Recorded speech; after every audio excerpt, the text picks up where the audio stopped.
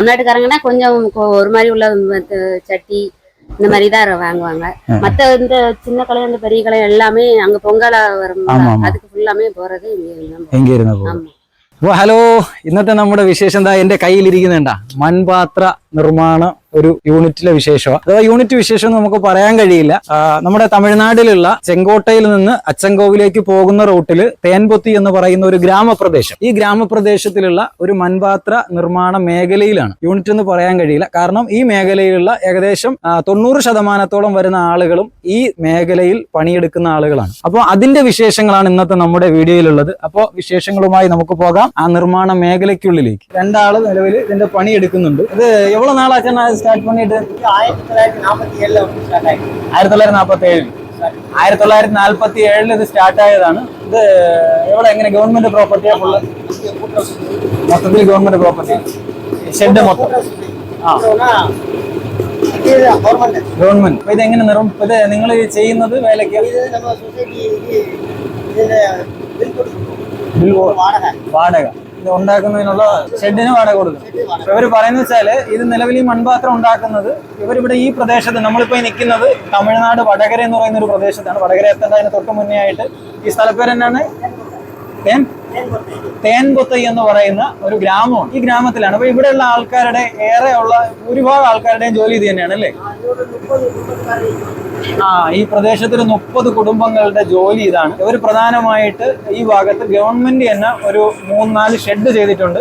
അതിലൊരു ഷെഡിലാണ് നമ്മളുള്ളത്. അപ്പൊ ഇവിടെ ഇവർ ചെയ്യുന്നതിന് മാസത്തിൽ 400 രൂപ 500 രൂപ വരുന്ന ചെറിയൊരു എമൗണ്ട് ഗവൺമെന്റിന് കൊടുക്കണം.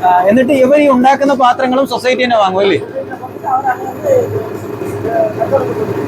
ഈ പാത്രങ്ങളെല്ലാം തന്നെ സൊസൈറ്റി തന്നെ കളക്ട് ചെയ്യും. അപ്പൊ ഇവര് സെയിലിന് വേണ്ടിയിട്ട് വേറെ എവിടെയും കൊണ്ടുപോകണ്ട, അത് സൊസൈറ്റി കളക്ട് ചെയ്തിട്ട് ഈ സൊസൈറ്റി തന്നെ സാധനങ്ങൾ സെയിൽ ചെയ്യും. ഉണ്ടാക്കുന്നതിന്റെ 90% കേരളത്തിലേക്ക് തന്നെയാണ്. പിന്നെ പ്രധാനമായിട്ട് ഇവിടെ സെയിൽ നടക്കുന്നത് പൊങ്കല്, മകരപ്പൊങ്കൽ വരുന്ന അങ്ങനെയുള്ള വിശേഷ ദിവസങ്ങളിൽ മാത്രമേ തമിഴ്നാട് സെയിലുള്ളൂ. ബാക്കി കൂടുതലും പോകുന്നത് കേരളത്തിൽ തന്നെയാണ്. കേരളക്കാരെ ആശ്രയിച്ചിട്ട് തന്നെയാണ് ഇവരുടെ ഈ നിർമ്മാണ മേഖല ഈ പ്രദേശത്തുള്ളത്. അപ്പൊ ഇതിന്റെ ഒരു ഫസ്റ്റ് പ്രോസസ്സാണ് പുള്ളി ഇവിടെ ചെയ്യുന്നത്. ഇതാണ് മണ്ണ്. ഇത് നല്ലതുപോലെ ചവിട്ടി കുഴച്ച് എടുത്തു വെച്ചിരിക്കുന്ന മണ്ണാണ്. നല്ല പശയുണ്ട് ഈ മണ്ണിൽ. ഇപ്പൊ നമുക്ക് എടുക്കുമ്പോൾ തന്നെ അറിയാം, അടിപൊളി പശയുണ്ട്. ഇത് ഇവിടെ തൊട്ടടുത്ത് അച്ചൻകോവിൽ എന്ന് പറയുന്ന ഒരു പ്രദേശമുണ്ട്. അവിടെ നിന്ന് തന്നെയാണ് ഈ മണ്ണ് അവർ കളക്ട് ചെയ്യുന്നത്. അവരുടെ ആ മെഷീൻ വർക്ക് കഴിഞ്ഞിട്ടുള്ള പാത്രങ്ങളാണ്.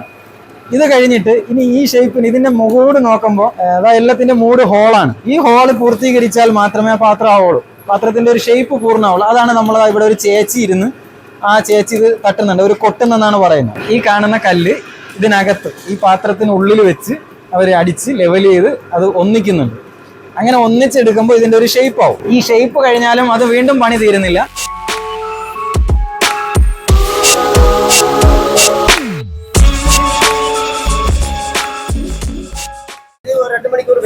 രണ്ട് മണിക്കൂർ ഈ സാധനം വെയിൽ കൊണ്ട് ഫസ്റ്റ് എടുത്ത് വെച്ച് വെയിൽ കൊണ്ടതിന് ശേഷമാണ് ചേച്ചിയുടെ കയ്യിലേക്ക് പോകുന്നത്. കൊട്ടിയെടുത്ത കലം ഉണ്ടല്ലോ, ആ കൊട്ടിയെടുത്ത കലം ഇത് പോളിഷ് ചെയ്ത് വെച്ചിരിക്കുന്ന കലം ഇതേപോലെ ആക്കുന്ന പ്രോസസ്സാണ് ഈ ചേച്ചി ചെയ്യുന്നത്. ഇതെന്താണ് ചേച്ചി, മണ്ണ് തന്നെയാണോ ഈ സാധനം പോളിഷ് ചെയ്യുന്നത്? മളവെള്ള. എന്താ മണ്ണ്? എന്താ മണ്ണ്?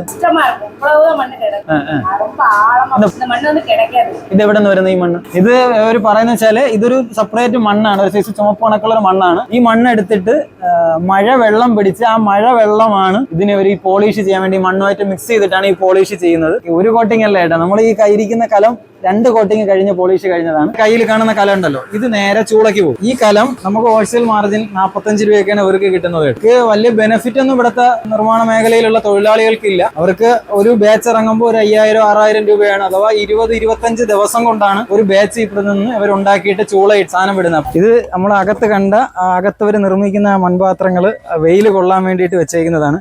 ഒന്നിന്റെ മൂടില്ല കേട്ടോ. ആ ഫസ്റ്റ് സ്റ്റേജ് കഴിഞ്ഞിട്ടുള്ള 2 മണിക്കൂർ ഉണക്ക് കിട്ടാൻ വേണ്ടിയിട്ട് കൊണ്ടുവച്ചിരിക്കുന്ന പാത്രങ്ങളാണ്. നമ്മൾ നിൽക്കുന്നത് റോഡിൽ നിന്ന്, ഈ കാണുന്ന എന്റെ തൊട്ട് പുറകിൽ കാണുന്നത് മെയിൻ റോഡാണ്. അഥവാ ചെങ്കോട്ടയിൽ നിന്നുള്ള വടകരയ്ക്ക് പോകുന്ന മെയിൻ റോഡാണ്. അച്ചൻകോവില് ആ ഭാഗത്തേക്കൊക്കെ പോകുന്ന മെയിൻ റോഡാണ്. 6 മണിയോടുകൂടി ഈ ചൂള കത്തിക്കും. ചൂള കത്തിച്ചിട്ട് ഒരു 4 മണിക്കൂർ അഥവാ 3 മണിക്കൂർ മുതൽ 4 മണിക്കൂർ വരെ ചൂളക്കകത്ത് തീ കൊടുക്കും. തീ ഏകദേശം ഒരു 9 മണിയോടുകൂടിയൊക്കെ തന്നെ തീ തീരും. പിന്നെ രാവിലെയാണ് ഈ സാധനം പുറത്തെടുക്കുന്നത്. അപ്പോഴേക്കും ഇതിന്റെ പൂർണ്ണ രൂപത്തിലേക്ക് അഥവാ നല്ലതുപോലെ വെന്ത് ഇതിന്റെ പൂർണ്ണ ക്വാളിറ്റിയിൽ ഈ പാത്രങ്ങൾ എത്തും.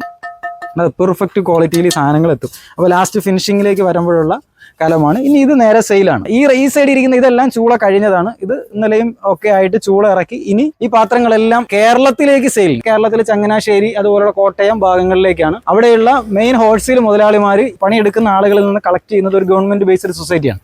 അപ്പോൾ ആ സൊസൈറ്റിയിലേക്ക് പൈസ മുൻകൂർ കൊടുത്തിട്ട് കേരളത്തിൽ അഥവാ ചങ്ങനാശ്ശേരിയിൽ നിന്നുള്ള ആളുകളാണ് കൊടുക്കുന്നത്. വലിയ വലിയ മുതലാളിമാർ അവർക്ക് വേണ്ടിയിട്ട് പണിഞ്ഞു വെച്ചിരിക്കുന്ന പാത്രങ്ങളാണ് ഈ കാണുന്നത് മൊത്തം.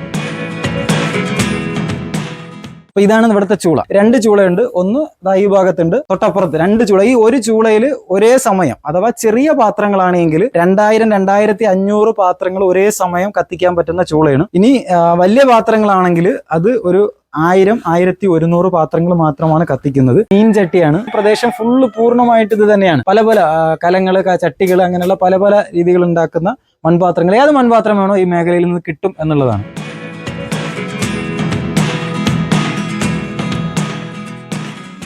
ഇതാണ് അച്ച്. ഈ അച്ചിനകത്താണ് ഇവരുടെ മീൻ ചട്ടി. ഇത് മൂടെല്ലാം ഓൾറെഡി ചെയ്യുമ്പോഴേ മൂടൊക്കെ ഉണ്ടാവും. പിന്നീട് കൊട്ടലൊന്നുമില്ല. ഇതിലവർ ചെയ്യുന്ന പണി എന്ന് പറഞ്ഞാൽ അതിന്റെ കൈപ്പിടി മാത്രമാണ് സെപ്പറേറ്റ്. ഏത് ഇതിലൊക്കെ ആക്കണോ അതാണ് ആക്കിയെടുക്കും. ഇവിടെ എന്റെ ഈ സൈഡുകളിൽ കാണുന്ന എല്ലാം ചെറിയ ചെറിയ വീടുകളാണ്. പല വീടുകൾക്കുള്ളിലും നിർമ്മാണ യൂണിറ്റുകളുണ്ട്. ഇതുപോലെ എല്ലാ വീടുകളുടെ ഉള്ളിലുണ്ട് കേട്ടോ. ഇത് ചെറിയ ചെറിയ വീടുകളാണ്. അതായത് ഈ പുറകിൽ കാണുന്ന ഒരുപാട് വീടുകളുണ്ട്.